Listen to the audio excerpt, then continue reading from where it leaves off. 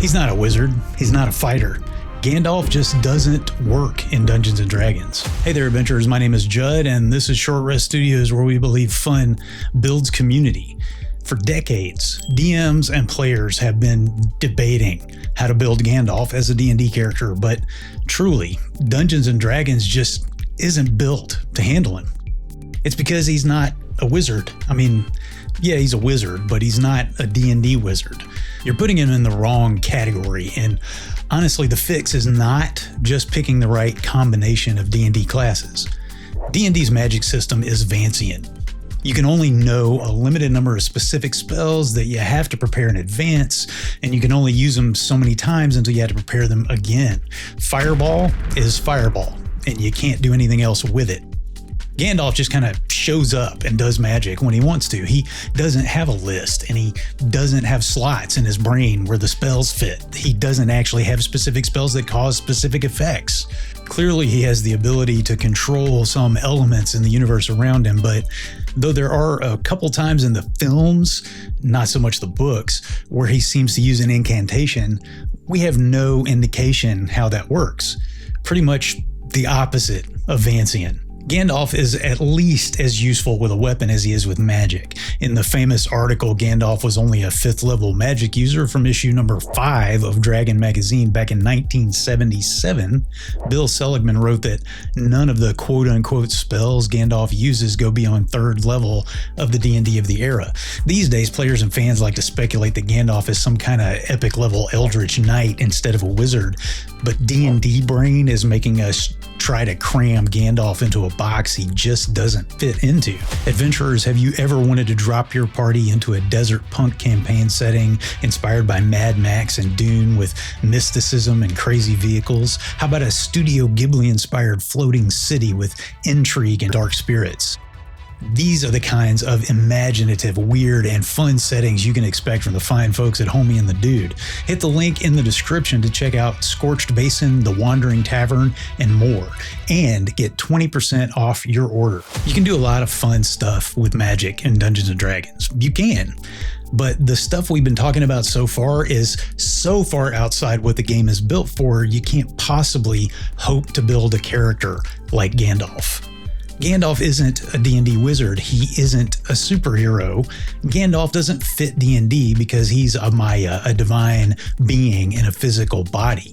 He has authority. He's a physical being, but he commands the elements. He doesn't just cast light. He pushes away the dark. He makes the sun come up, for crying out loud. And yes, there are D&D species that might sort of fit the bill, but nothing really matches what Gandalf is. He doesn't have to roll an intimidation check to face down the Balrog. He actually has the authority to command the creature and expect a response. And sure, the Balrog ignored the command, but Gandalf defeated it, died, and was reborn. And the real reason that this kind of character just can't work in D&D is because there's a basic philosophical difference in the magic of Tolkien and the magic of D&D. From its inception, D&D was built on what author Jeff McLeod calls a crush your enemies mentality. That, of course, is a term taken from a famous quote in Conan the Barbarian. Crush your enemies, see them driven before you, and hear the lamentation of their women. And this was how Gary Gygax built it. And this was Gygax. Dave Arneson's modules had a more narrative bent, while Gygax's adventures were all about killing monsters and making bank. Gygax's influence was more in the vein of Jack Vance's Dying Earth or Robert E. Howard's Conan than Lord of the Rings. In fact, Gygax wrote in an October 1972 Wargamers newsletter article that Tolkien purists will not find these rules entirely satisfactory, I believe, for many of the fantastic creatures do not follow his specifications. In other words, Dungeons & Dragons isn't the right medium for a Middle-earth campaign. That foundational thrust of the game is still intact, and McLeod cites it as at least part of the reason that it's so hard to adapt Middle-earth to D&D. And Vancian magic, well, a D&D spellcaster is like a weapon, and the spells are the ammunition. It's more or less designed for the crush your enemy's ethos: more power, more might, more money. This is the exact opposite of the ethos of Tolkien's work. The heroes in Lord of the Rings and The Hobbit caution against going after wealth and power. The bad guys use magic to dominate their enemies. The ring, the epitome of Sauron's power, corrupts anyone who touches it. And the reason Gandalf seems so underpowered relative to a D&D magic user, the Istari, the order of wizards he belongs to, were placed by the Valar, divine beings of Tolkien's world, into the bodies of old men to constrain their power. It didn't entirely work, obviously, because, Saruman. They have to restrain their magical power, possibly because in the quick fix of magic lies the path to the dark side, the shadow, wrong fiction. And it's all encapsulated in the final words of Thorin Oakenshield on his deathbed in The Hobbit, possibly the best last words of a fictional character ever.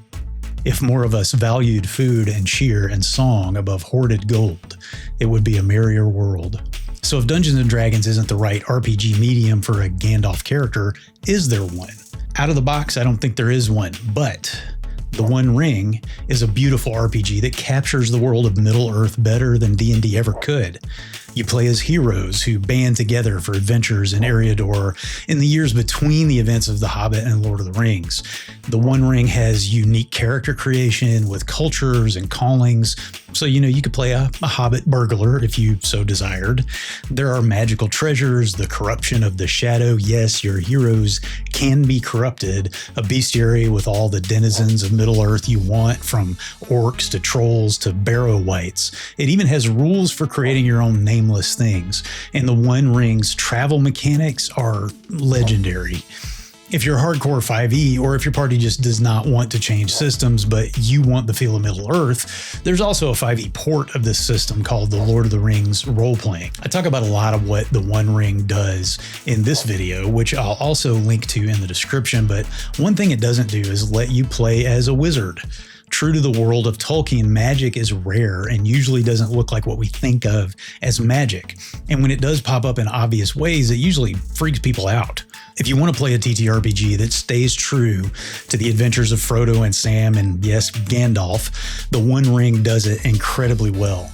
If you really just have to play as Gandalf, I'm going to point you to a great channel I just recently discovered, Will at the World's End. This channel has tons of the One Ring content, including a great video that walks you through how to build and play as a wizard. Check it out. What do you think, adventurers? You still want to play as Gandalf in a 5e game? Is it just a fun thought experiment? Let me know in the comments.